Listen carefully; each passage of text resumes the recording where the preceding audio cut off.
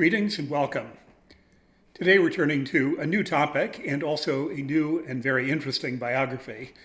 The topic is human equality, more specifically gender equality, equality between men and women, and more specifically than that, political equality and equality with respect to the democratic rights of participation in voting.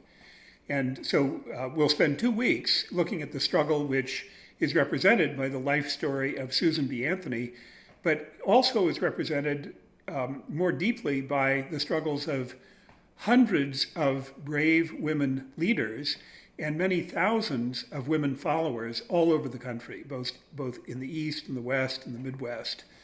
This was a very long and protracted struggle for equality, and we're looking at it through the lens of Susan B. Anthony, but it is a major part of American history and a major part of the struggle for equality. It also has a lot in common in some very uplifting ways, but also some very troubling ways. Lots in common with the struggle for racial equality in this country. So let's begin by talking about the importance of voting rights. We live in a democracy, and voting is the most important and basic right of participating in a democracy. All the other rights are kind of subordinate to the right of voting, because through voting, a person has the ability to contribute to the decision-making of the state. And yet our state, as established in 1776 in the Declaration of Independence, and then 1789 with the establishment of the Constitution and the beginnings of our system of presidency and Congress and so forth, our democracy did not enable the rights of voting for large classes of citizens, not for African Americans, who were mostly enslaved at that time, and not for women. The suffrage came for African Americans at the very end of the Civil War, the American Civil War in 1864-65, and came for women only another 50 years after that in 1920. Other groups who were disenfranchised, who never had the vote and only won the vote through their own struggles, Native Americans, Asian Americans. In each case, the struggle for voting rights was a struggle for equality. And in fact, we also, I think, I'm sure you know from other learning that you've done, but it's an important part of the learning we're doing in this course as well.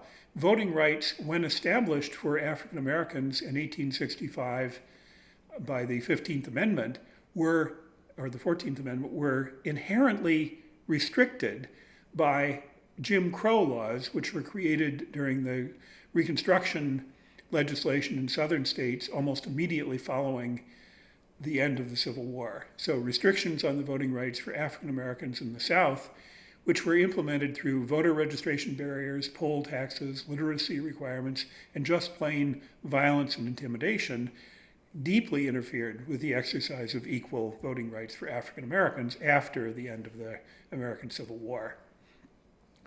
So one question I'd like to ask you to think about and to consider, in order to put a context around the struggle for women's emancipation and women's voting rights in the United States, the key question: why does true human equality require equality within the political system as well? Why could we not imagine equality in culture, equality in the home place, but not equality in the political system? Taking it a little bit further, how should political rights be assigned to citizens in a constitutional democracy? Is there a fundamental moral principle or political justice principle which says that all citizens should have equal rights of participation? And the answer to that question, once it's posed, seems perfectly clear today. It was not so clear to political theorists like Immanuel Kant in the 18th century. But thankfully, morality and political philosophy make progress over time, and we better understand that to be a true and equal human being, to be an equal citizen, is also to have equality of political rights and civil rights. We can also ask the question, why were different groups in our own history denied various rights of civic participation, economic participation, and political participation. Why were African Americans, Native Americans, and women treated differently from property-owning white American citizens? We can also find lots to investigate through our study of Susan B. Anthony. We can ask the question, how did women succeed in creating a social movement over a period of 80 years, 80-year-long civil disobedience and a social activism leading to the support for equality and equal rights? How was it possible for this movement to get organized, to make progress, and to succeed? What changed in the 1820s, 1840s, which allowed women to begin to express their voice, their demand for equality? And then finally, we can ask another troubling and difficult question. How were the struggles for racial equality and gender equality intertwined, but also sometimes at odds in our country?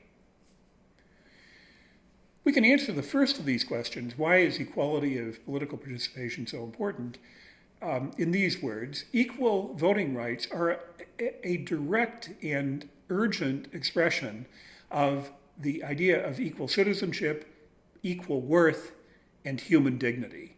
As Susan B. Anthony expressed very sharply and very powerfully, to be denied the vote is to be not denied an important aspect of her dignity as a human being. So there's a moral basis for believing that men and women, blacks and whites, should have equal political rights. It has to do with their moral and human characteristics of equality in terms of human dignity. But a little bit more practically, it was very clear to Susan B. Anthony that equality in voting rights is crucial for women in a material and economic sense in a democracy.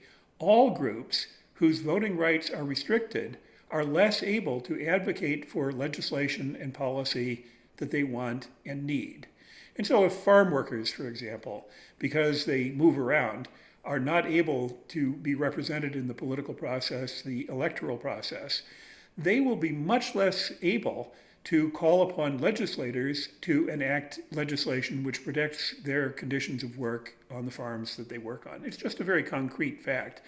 It was very clear to Susan B. Anthony that women suffered under serious, deep, and structural forms of discrimination and disability and disenfranchisement in the 19th century, and that condition would only change, in her opinion, and it seems to be a perfectly valid opinion, when women had real political power and were able to elect representatives, elect legislators who represented their needs and interests. So we can ask the question, where did the presumption, where did the political idea that men should have political rights and women should not have political rights, where did that idea come from? And we might say, well, it came from philosophy, it came from political theory, and we've already seen a little bit in talking about Socrates that men and women in ancient in ancient Greece, it was also true in ancient Rome, men and women had very different moral and social and political roles in ancient society. Aristotle explicitly said in his Politics that women should be subject to men, but higher than slaves. They lack authority. He believed that the husband should exert political will over the wife. And among the differences that Aristotle identifies between men and women is that women are, according to Aristotle, more impulsive, more compassionate, more complaining, and more deceptive. This does sound a lot like a man's description of women's psychology. And so rightly, it's kind of straightforward for us to say that Aristotle had a sexist and a discriminatory political theory and political philosophy. But it's very interesting to know that this has not been universal in liberal political philosophy. In fact, John Locke, there are philosophers today who make the argument that Locke was explicit at times in championing the equality of men and women in a liberal society, in a liberal state. And John Stuart Mill, without any doubt at all, in his essay on the subjection of women, is a full champion of the equality of women, both their full human equality and also the importance of their political and economic equality. It is true that Immanuel Kant, perhaps the greatest moral philosopher in the Western tradition, is thought to have had both racist and sexist views of superiority for men over women and white people, white Europeans over black and African people. But even there, one can say that was not inherent to his philosophy. It was rather the expression of an 18th century German culture, which it was necessary for political philosophy to go beyond, but it was more about the culture than it was about the inherent nature of the philosophy.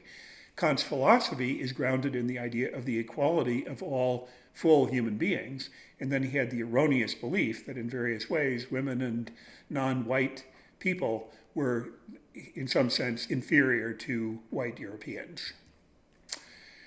So why were women excluded? If it's not about philosophy and ideology, well, I am not a great expert on this topic, but I would say that it's a question of culture. It's a question of a long European culture, maybe extending back to the end of the classical period, the ancient period, a long European culture of patriarchy, which United States culture absorbed with the occupation of North America by British and eventually French and German and other nationalities, a culture which established gendered prescriptions about family and about the role of women in the family and in society.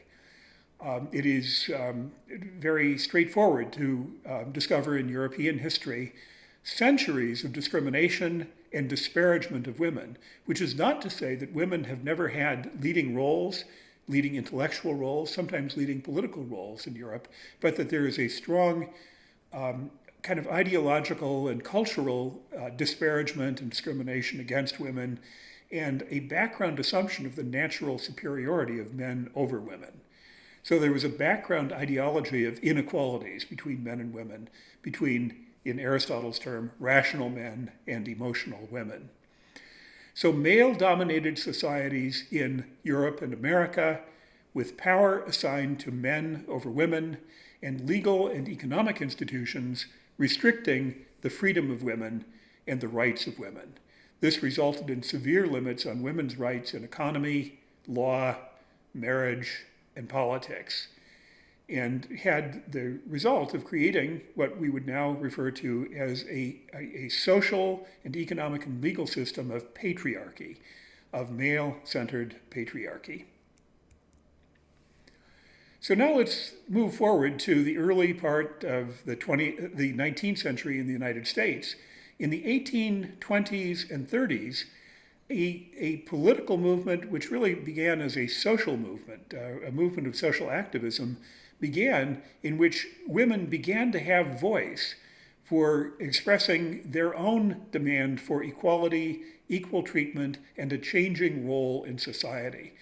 And we might speculate, in fact, we might ask Pam Pennock later this week when she lectures, whether there were economic changes in the kind of early history, the 19th century history of America, which led to changes in the economic position of women, which made it more feasible for women to both see and to articulate that their role in society was limited and that they deserved better, that it was possible to have a society that was organized around equality between men and women. By 1848, the great convening in Seneca Falls, New York, in 1848, abolitionist activists convened to discuss women's rights. And it's very, very interesting to me that one of the earliest places where women's social activism emerged was in the abolitionist movement, the movement to end slavery in the United States. And names that are now very familiar to all of us, Elizabeth Cady Stanton, Lucretia Mott, were organizers of the Seneca Falls Conference in 1848. They proposed just a very slight alteration of the Declaration of Independence. We hold these truths to be self-evident. This is their declaration of sentiments. We hold these truths to be self-evident, that all men and women are created equal, that they are endowed by their Creator with certain inalienable rights, that among these are life, liberty, and the pursuit of happiness. Now notice, this is exactly the language of the Declaration of Independence, with the one exception. It introduces the inherent equality of men and women into the statement. And this defined the agenda for the women's suffrage movement and the women's equality movement for the next 80 years. The demand which began to emerge in the 1850s, 1860s, was a demand for full legal rights, including the right to vote, and an end of coverture. And that's a word that is perhaps unfamiliar to you, but I think the doctrine is perhaps familiar to you. But here's a definition of coverture. Coverture was a legal doctrine whereby upon marriage, a woman's legal rights and obligations were subsumed by those of her husband, in accordance with the wife's legal status as femme couverte. An unmarried woman had the right to own property and make contracts in her own name, but the married woman relinquished those rights. Against this view, the women's movement was beginning to demand an end of this legal system where a married woman could no longer maintain distinct legal and property rights, rights of contract, and demand, furthermore, equal access to employment and education. And this demand for employment and education equality is especially important to Susan B. Anthony. It's not at the same level as the right to vote, but she believes that women will not be equal until they have full access to education and full access to rights of employment. Here's a nice statement from a document that I've linked on the web, but I think it's a very nice statement of kind of the state of what the demands of the women's movement in mid-19th century were. Demanding women's enfranchisement, the abolition of coverture, and access to employment and education were quite radical demands at the time. These demands confronted the ideology of the cult of true womanhood, summarized in 4 key tenets: piety, purity, submission, and domesticity, which held that white women were rightfully and naturally located in the private sphere of the household and not fit for public political participation or labor in the waged economy. However, this emphasis on confronting the ideology of the cult of true womanhood was shaped by the white middle-class standpoint of the leaders of the movement. And part of what that last sentence means is that black women, either as slaves before the Civil War or as freed women following the Civil War, they were never exempt from employment. So work and involvement in the work world and wage labor was for black women a regular part of life, whereas cultivated middle-class white women were expected to be these 4 items, piety, purity, submission, and domesticity. They were expected to be in the home, managing the family. In other words, a very patriarchal view of the role of women.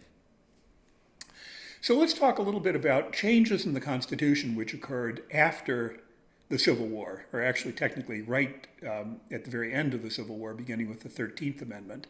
The 13th Amendment is the abolition of slavery, and this was completed in 1865 before the end of hostilities. Neither slavery nor involuntary servitude, except as punishment, shall exist in the United States or any place subject to their jurisdiction. So slavery is abolished by the 13th Amendment. The 14th Amendment in 1868, only 3 years after the end of the Civil War, all persons born or naturalized in the United States and subject to the jurisdiction thereof are citizens of the United States and of the state wherein they reside. So citizenship is guaranteed for naturalized or persons born by the 14th Amendment. No state shall make or enforce any law which shall abridge the privileges or immunities of citizens of the United States, nor shall any state deprive any person of life, liberty, or property without due process, nor deny to any person within its jurisdiction the equal protection of the laws. This turns out to be important for the strategic thinking of the women's movement following the Civil War. The 15th Amendment turns out to be a source of real conflict between the movement for equality of African Americans in the United States and female equality in the United States.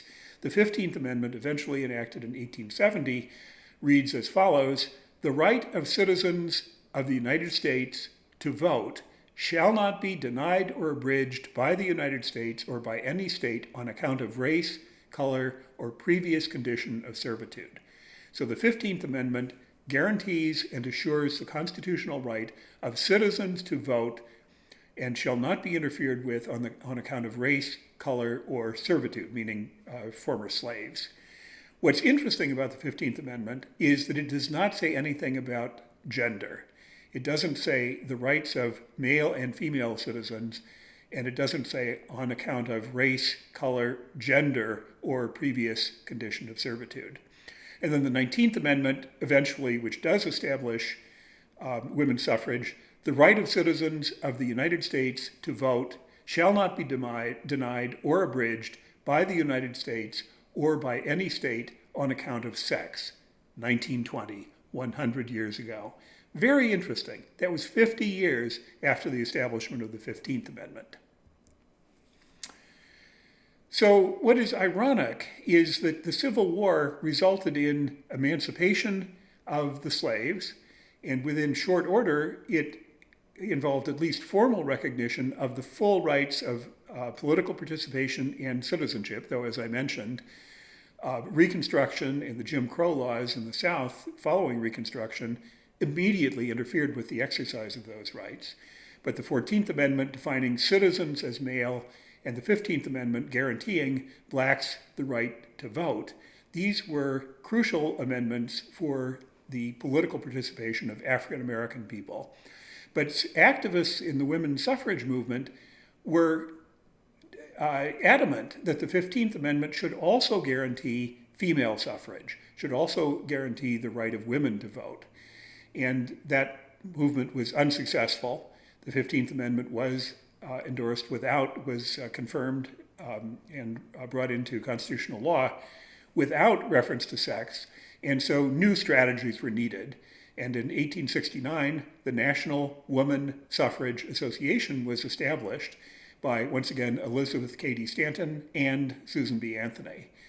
Another alternative organization was created called the American Women Suffrage Association, which pursued the franchise on a state-by-state basis.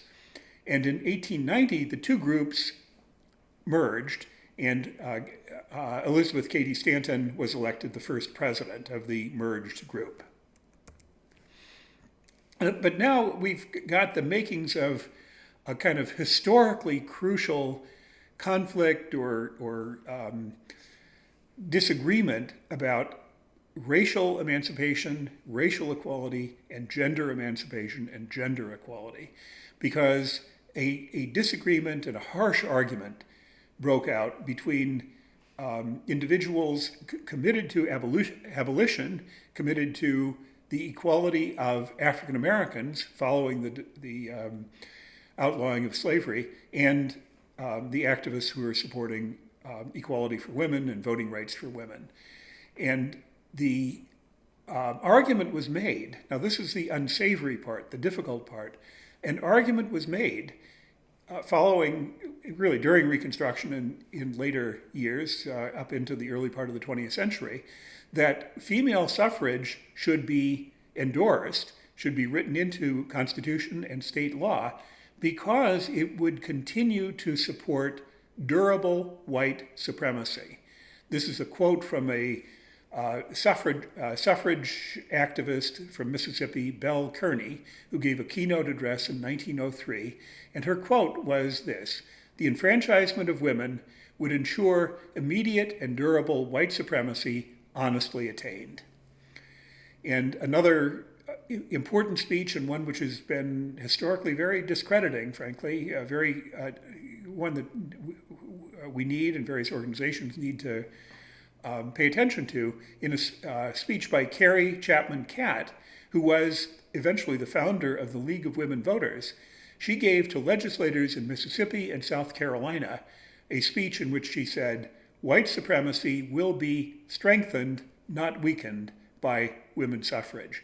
So in a pretty explicit way, there was a conflict between rights for African American, black people, working class people on the one hand, and women, often well-educated, often middle class and reasonably privileged women demanding the vote. That conflict emerged in a more and more angry forum in the next 20 years or so. Also emerging after, during the later part of the 19th century into the early part of the 20th century, is a different rationale, a different kind of political and motivating rationale, not so much political equality, but rather the difference which women can bring into politics.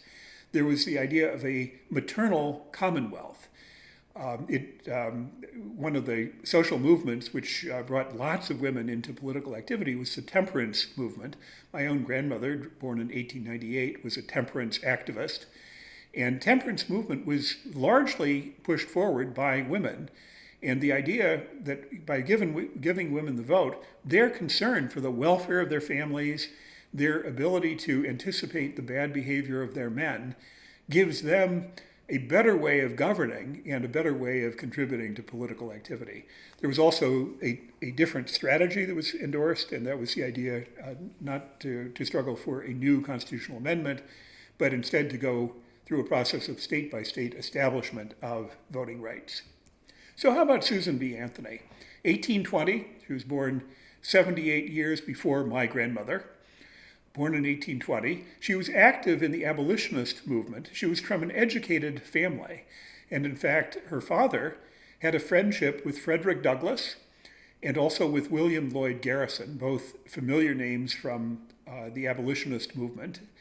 Her involvement in the temperance movement was also extensive. And she then, in the kind of middle years of her life, became committed to the fight for women's rights. She came to see that voting was essential. Quoting her, "There will never be complete equality until women themselves help to make laws and elect lawmakers." Here are a couple of quotations from her, which I think are expressive of her political philosophy. These are all from Susan B. Anthony. "I declare to you that woman must not depend upon the protection of man, but must be taught to protect herself, and there I take my stand." So a strong statement of what we would now call feminism. A second statement, "I distrust those people who know so well what God wants them to do, because I notice it always coincides with their own desires." She had an ability to debate with the strongest debaters, and this was one of her rebuttals. "Independence is happiness." And this applies immediately to the condition of subordination, which was true for almost all white women and white middle-class women. A war cry, "Organize, agitate, educate," must be our war cry. And then the final quote I wanted to bring to your attention, "No man is good enough to govern any woman without her consent." So equality, political rights of participation, political rights of self-governing and independence, those were the key ideas which Susan B. Anthony was arguing for. Another important moment in the development of the women's rights movement, 1869, the American Equal Rights Association met in Steinway Hall in New York City in May of 1869. And here is where those disagreements about the 15th Amendment came to the fore. Emancipation for blacks and emancipation for women came into conflict in Steinway Hall. Frederick Douglass and Susan B. Anthony both spoke, and the question was, which should come first if both rights could not be simultaneously adopted in one amendment? And Susan B. Anthony would not accept that current politics required that the two topics should be addressed separately, and that because of the evils of slavery, black suffrage should be ensured as first in the 19th Amendment. She angrily rejected this view. She angrily rejected the idea that women should wait and continue to struggle for equal rights and voting rights after African Americans had received the vote. And in fact, she said a number of things which we would now regard as racist about not wanting to be governed by ignorant people who are less well educated than herself. So she came to a different strategy. She and the movement came to a different strategy. I'm referring to this as the Virginia Minor theory of how to proceed, not by seeking a new constitutional amendment, but rather by accepting a legal theory that Virginia Minor and her husband, a lawyer, had developed. The theory is that the Constitution, including the 14th Amendment, already gives assurance of equal rights, including equal rights of voting, to all citizens, and therefore state laws cannot restrict those rights. So the Virginia Minor theory says the Constitution already guarantees equal rights for men and women. It just doesn't say so explicitly, but it entails it logically. And therefore, a strategy emerges. A woman should attempt to exercise her right to vote, and then it would be expected she would be refused under state law, including the law of New York State. She should then sue the state based on this constitutional argument, bring the case to the Supreme Court as a test case, and prevail. And so Susan B. Anthony decided to attempt to vote in the 1872 presidential election in her home, Rochester, New York. She was, to her surprise, permitted to register to vote. This surprised her. She expected to be denied the right, and therefore she would go ahead and sue. But she was permitted to register, and several other women were permitted to register as well. 4 days later, she went ahead and exercised her right to vote. She voted in the presidential election for U.S. Grant, and she was shortly thereafter charged with violation of New York state law. And the complaint is provided here. Complaint has this day been made by Sylvester Lewis, on oath before me, William C. Storrs, Commissioner, charging that Susan B. Anthony, on or about the 5th day of November 1872 in the city of Rochester, New York, at an election held in the 8th Ward of the city of Rochester aforesaid, for a representative in the Congress of the United States, did then and there vote for a representative in the Congress of the United States without having a lawful right to vote, and in violation of Section 19 of an Act of Congress, approved May 31st, 1870, entitled An Act to Enforce the Rights of Citizens of the United States to Vote in the Several States of this Union and for Other Purposes. So she was charged, and this leads to the famous trial. So next week, we will turn to the trial and the consequences of the trial. But of course, the trial happened decades before the passing of the 19th Amendment, so I want to bring the story up to 1920 when we continue the conversation next week. Thank you.